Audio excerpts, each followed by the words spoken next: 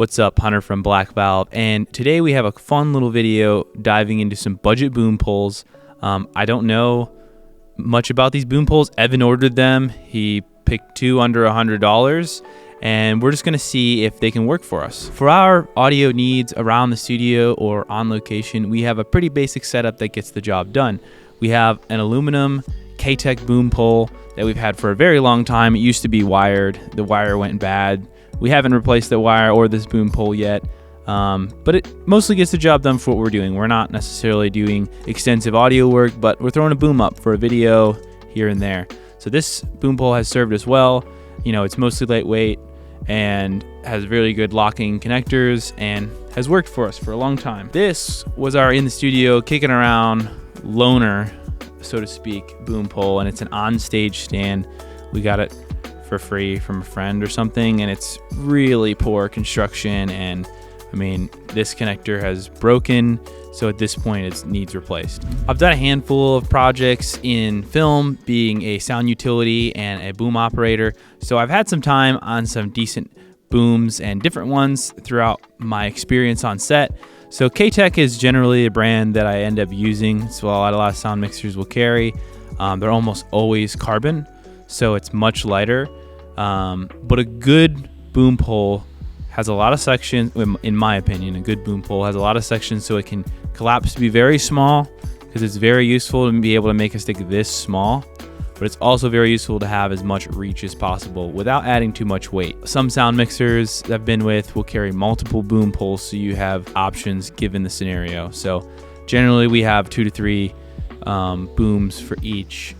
You know, if we're gonna have a really long reach, we're gonna need the really long carbon that is already 6 foot long, you know, and sometimes a 6 foot pole is a little bit unwieldy indoors. So having options and having a good boom pole can save your arms on a long day.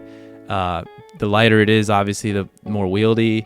And if you need to cable, internally cabled boom pole goes a long way if you're doing like sports, which I've done a fair bit of.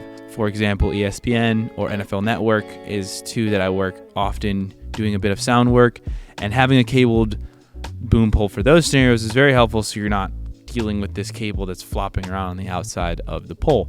So all things to consider when selecting a boom pole. And you know, if you just have some stuff around the studio, you kind of just need a stick that's going to hold a mic, and it doesn't really matter what the cable is going to be doing, because it's just going to be set and forget for the shoot. One of the big drawbacks of an internal cable that you can run into is the cable noise. You're always going to be fighting cable noise, even if the cable's on the outside of the pole, because pretty much any tap or touch on a pole could translate into the microphone. So a lot of cheaper internally cabled poles will have a lot of cable rattle and things like that. So I'm curious to see what these two poles will be like. This is the point of the video in which we open boxes. Let's do it. Holy smokes, they really padded this one. They're worried about it. So this is the Neewer. So it's definitely newer than the one we had.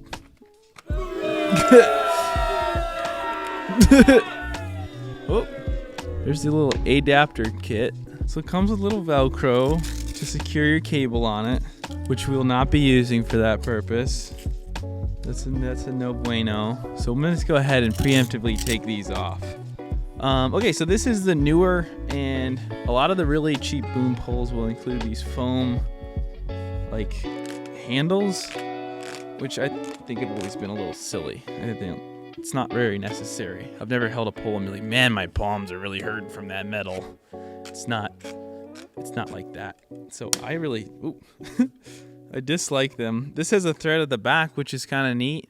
So you could, like, I don't know, mount it up, I guess. Or you could put a little stand on it. You could put like a little tripod on the bottom of it and just set it on the ground. But yeah, very similar to the onstage in like vibe, just because of the grips, I think, mostly. But otherwise it's thicker, feels more solid. And it's got 2 sections here, it seems. It's got the locking spinning connectors here, which is very an upgrade over the last one, because that last one, like, you spun the pole in kind of like a like a curtain rod fashion. So this is definitely an upgrade in that department. And what's really nice is just a half turn, and it's loose, and then just a half turn to tighten it. It's nice and firm, not going anywhere. So that's a positive. Pretty long, but you know, what is that?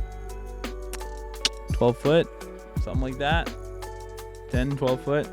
I'm sure it says on the thing, but let's see, what is the collapsible length? Roughly maybe 3.5, 4 foot. So yeah, it's a decent, I don't know. My guess is I hope this was like $30 or less. So if it was $29.99, this is solid. And you know what? I wouldn't be upset if it was $50, but you know, 30 seems about right. It's very simple. But for our purposes in the studio, we're a loner. This is perfect. So you've got your 3/8 thread on the end. That's a standard boom pole end, but they've included a standard microphone thread from 3/8 on there. So if you had a goofy clip that was a microphone clip, you could put that on there.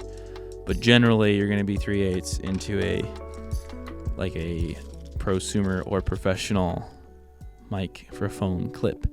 But yeah, it included 2 of these adapters. That's very special. And overall, looks like a pretty good pole. Well, let's just throw a mic on it, take a look.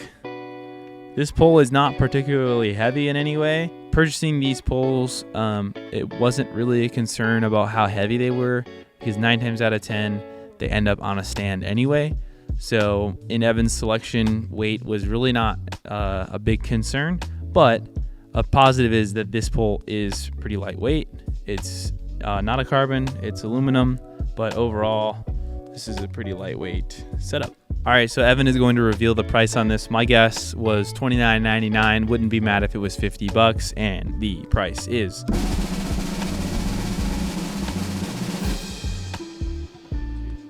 $49.02. Very good. So yeah, like I said, I wouldn't be upset if it was $50, and there it is, $50 for this thing.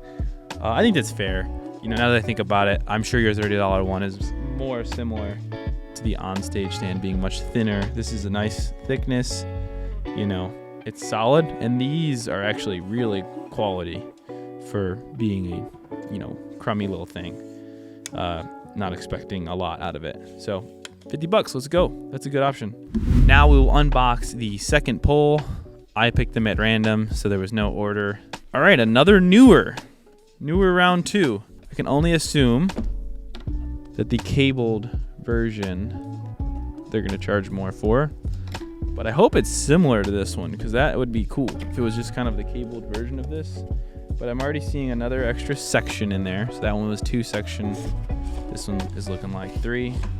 Okay, first impressions right off the bat. The entire pole section is foam, which, yeah, I mean, it's not bad. I just don't like it. It's gonna wear out. It's gonna be a thing. It's gonna get caught on something and tear, and just, you know, I just don't think it's a good design necessarily. You don't see any pro poles with foam on the main mast here. So this upper section is definitely a more similar design to some of the higher end ones, just in its shape. Not that really matters, but also an adapter included there. So yeah, it looks like this cable is kind of molded right in. A lot of the other ones will have play here, so you could pull a little more out or push a little in. So it's interesting that's kind of sealed off there. This is a Switchcraft knockoff connector, which it's going to be fine, but it's less than ideal. I mean, obviously a Neutrik connector is going to be a nicer thing in this scenario, but I wouldn't expect them to use that. It's probably a Neewer branded connector, so I'm pretty sure they sell ends as well. But this could be replaced, you know, if you were really worried about it, or if it goes bad, which it might. Let's see here. The XLR is on the bottom, which is pretty standard for a lot of pole designs. Some of them are on the sides, so that's Nothing surprising there. So let's just see what this action's like, because I think that's going to be important. They've got little logos on here to see which way to unlock. I guess that's nice if you forgot. So this is, again, about the same length, collapsed. It's a little shorter, just a bit.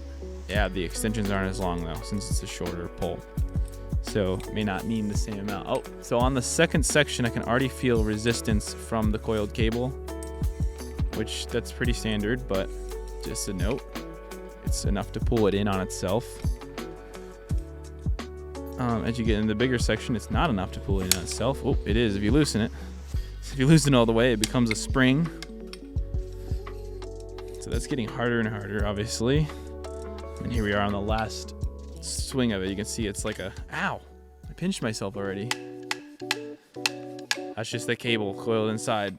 It's like a spring. But that's full extension, and that sucker's pretty long. It's longer than the other one for sure. So this is 11 foot. Yeah, it's another, 2 foot longer than the other one-ish. But it's cabled, so what's nice is your cable is inside all the way out there, and you don't have to run a cable alongside of it. So weight-wise, there's no mic on it, but it feels totally fine, totally manageable. Just depends on what you're doing too. If you're gonna swing it all day, everybody likes a carbon. If you're swinging all day, let's throw the mic on this thing. Take a look. What's very nice, I think it's probably by design with the cable design, is if you spin one section, it spins the whole pole. So the sections are keyed into each other. They don't free spin. So your cable won't get all tangled up in there, which is good. Which is a good thing. Yeah, for a pole this short, it does feel heavy. It feels like it's another 2 foot longer. Just being aluminum and being a little heavier. But, for a cheaper thing, it's not bad that it's heavier. It means it's going to last a little longer, I'd hope. But yeah, totally usable, totally manageable. Nothing wrong with that. So, it's quite impressive, honestly, in a budget pole. We'll have to see what kind of longevity it gets out of it. But Evan told me these things were both under $100, and if this thing is $99, that's impressive in my opinion. It doesn't feel cheap in a lot, it's not the greatest thing ever, but it doesn't feel like it's going to fall apart or that it's not going to perform well enough to be usable. There's nothing really about it I don't have too much negative things to say. We'll have to see what it sounds like, see if this cable is fine. I bet you it's all right. Let's just do that now. We'll plug it in and take a listen. So that's interesting. I think it's just a little tight of a spec they've run on that. So, even this one that did go in went in very tight. There's also, it looks like there's no keyway for the clicker, so it's actually not locked in there. So, yeah, this section is not actually latching on to anything. It's just being depressed and not clicking in. So that's probably okay. You'd want it to come out, I guess, right, while you're recording. No, I cannot get it out. Sandpaper on the inside of that could solve this. I think it's honestly like they set their spec and then coded it, and then it was like that little tight because of the coating. Check 1, 2. Wow, my mic sounds nice. Well, as expected, it sounds perfectly fine. As long as the cable connection is good. The cable quality is what it is. But let's take a listen to some noises from the pole itself. So I'll extend it, try to shake the cable around. Sometimes you hear that right away, and just take a listen. Today I went to the Golden Corral and got myself some biscuits, gravy, orange juice, toast, applesauce, jam, flavored Oreos, Cheerios, Fruit Loops, another round of biscuits, 18 cups of coffee. What part of this is true? All of it? All of it. What I want to know, actually. None of it. I'm making it all up. I was going to say, you're like a decadent king. You're like a fucking king. Yeah, I mean, this sounds as expected, at least right here in my headphones. And can't complain about that. The cabled pole makes things much easier. I didn't have to swing a cable around on the end of that, on the outside of that pole. So yeah, positive vibes here. One thing a bottom connector will not allow you to do is set the pole on the ground. You cannot rest it like that. So that's sometimes a bummer, but you just get used to doing this. Putting it over your shoulder or something like that. Or resting it across your sound bag. So Evan said these are under $100 each. So my guess for the price of this pole would be $99.99. I'd hope it's worth all of that to me. And the price is $89. Look at that, $11 less. That's a very great marketing. It's not $90, so it sounds pretty good deal at $89. Very good. I would get two. I would get another one of those. That's so good. We'll see about the longevity of it as far as how long it lasts. If this cable goes bad in the first 6 months, that's no good. If the connectors start to fall apart in the first year, that's no good. But honestly, if it works well for a year, you could rent a boom pole for $89 for less than a week. So that's not a bad deal. I would say for most independent or filmmakers, that's a very, very good pole for the price. To compare this Neewer pole to our K-Tek, it's pretty similar. There's 4 extension poles. They're about the same size collapse. The K-Tek's a bit shorter, and I want to say that this Neewer is a hair longer overall extended, basically because you get those couple extra inches in length off the bat. So, overall, if I was using this one right after that one, there's not a huge difference. They're both aluminum. I think the K-Tek is a bit thinner, which may help it with weight, being an aluminum pole. When you loosen the locking mechanism on the K-Tek, it's a very smooth movement, and it's very easy to tighten it back up. One thing this pole does that the Neewer does not is spin independently within each section.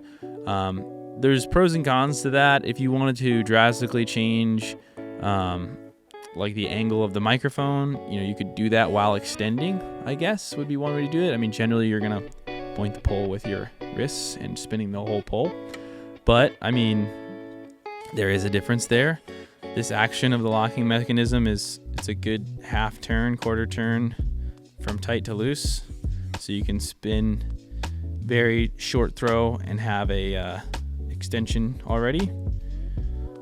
These get kind of tight sometimes because if the pole spins within itself, it can sometimes over tighten it, so it gets difficult to extend them. But the grip on it is very nice.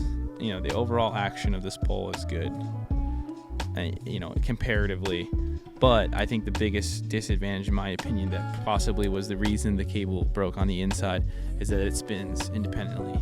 It would be nice if these were keyed, so it could only go out and not spin. If you imagine that cable that's coiled up inside of there, if you started to spin that cable, it's going to put even more tension on the either end of it as you extend to fully extended. So I actually ended up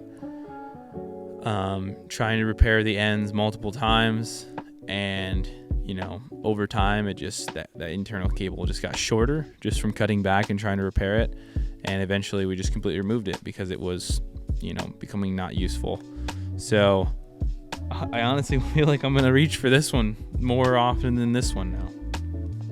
And this was not necessarily a particularly expensive boom pole. I want to imagine it was probably $200, $300. We got this quite a few years ago, and I want to say it was $200 in that range. So I don't think that this Neewer for $89 at that quality was available at that time, but it's nice. It really stacks up. Both of these poles are a massive upgrade over this really crummy, very primitive boom pole we had kicking around.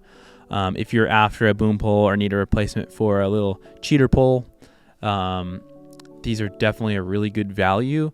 And there is still other poles out there that are very similar in build quality to this one.